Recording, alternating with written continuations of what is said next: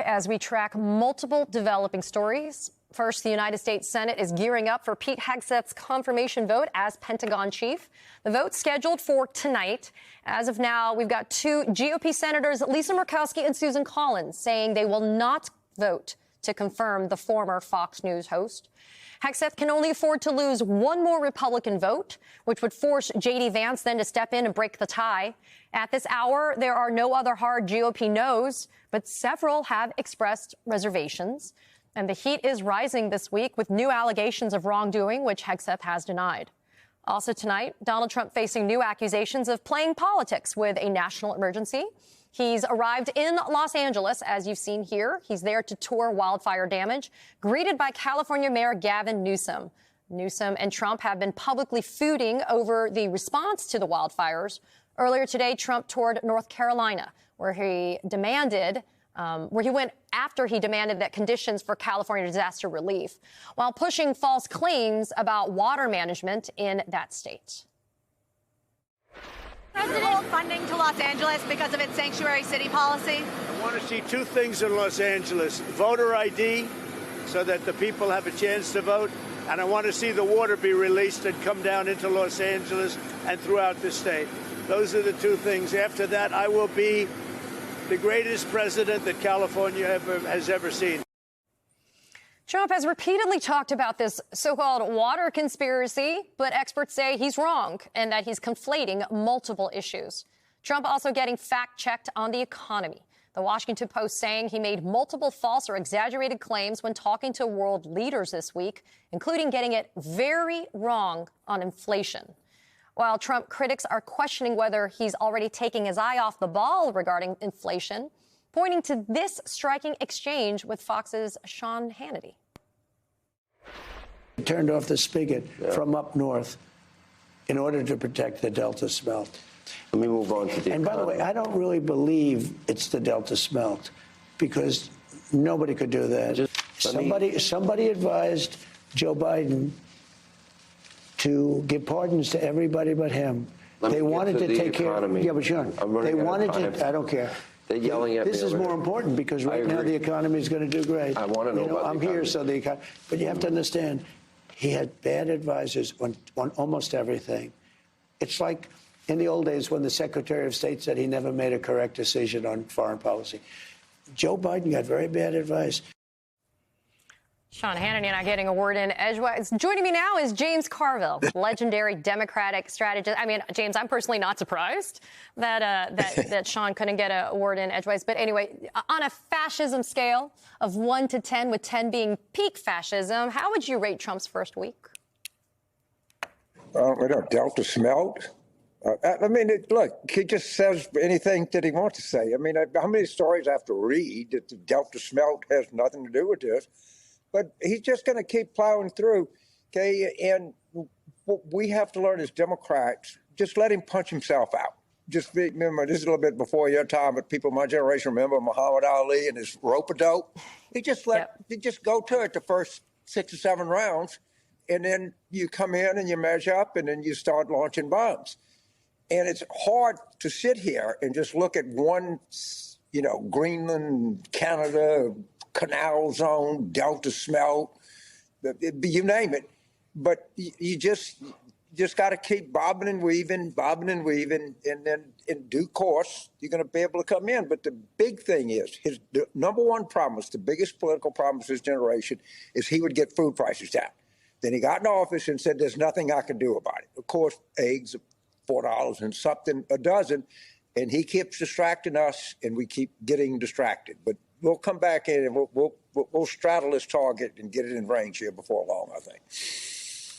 Yeah, well, but my eggs has become the new kind of retort, right? So let's focus on kind of what's happening tonight then. The Senate is looking to confirm Pete Hegseth tonight.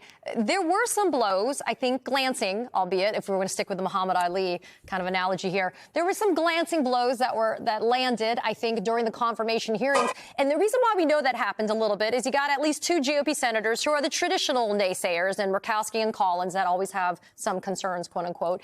They're a no. They're a hard no, which I'm grateful for. But it looks like Trump isn't actually even 100% sure about his on-again, off-again buddy, Mitch McConnell. Your thoughts about whether or not Mitch McConnell gets a spine on this Hegseth confirmation? I assume that he's going to vote yes. I mean, he ran that caucus for so long. And even if he votes no, Vance is going to, he might be saving it to let somebody else, some vulnerable incumbent, vote no. But they got another vote to spare because, as you correctly pointed out, if it's a tie vote, then Vice President J.D. Vance will be able to break the tie. And who cares? I mean, it's not horseshoes or hand grenades. If you confirm by 1 vote, you confirm by 100 votes, it's the same effect. But I do think that the Democratic senators are making them pay somewhat of a price for supporting this. And the more evidence that come out, the more evidence that's being hidden, the more people that they don't talk to, it builds a case. It's going to take time. We're not going to get instant results, and we just got to keep bobbing and weaving and rope-a-dope here. So far, they're doing okay. James, you're from the great state of Louisiana. I'm based out of Florida. You and I are no strangers to natural disasters. Trump floated today, getting rid of FEMA. I mean, and we just heard him before you came on, trying to condition aid to California on voter ID. And talking about water coming down from the north to the south. I mean, I get your point that we need to keep on bobbing and weaving, but is there a critical mass, you think, that we reach, though, an accumulative effect of having something like aid, federal aid from an agency that we've always recognized for decades as being around to help all Americans, regardless of political party, that it's going to blow up in his face a little bit on this? Well, it is, and the thing is, it'll take a little time. It's starting to. It's going. Now let's take things. The reason we live in a country. You're from Florida. I'm from Louisiana. We have a hurricane, which we're all very familiar with, but maybe too familiar with. You can't. The state of Louisiana, New Orleans metropolitan area, cannot deal with all the things that come with hurricanes: deaths, flooding, storm surges, excessive rain, wind damage, emergency stress on emergency services, et cetera, et cetera. That's why you have a national government. All right. Same thing is true in Southwest Florida that I was just in. And everybody I talked to, I would ask, what's the effects of the latest storm? They say, I have water in my house. They had to get back up and running. And Southwest Florida is not sufficient to take care of its own business when you have a disaster of this level.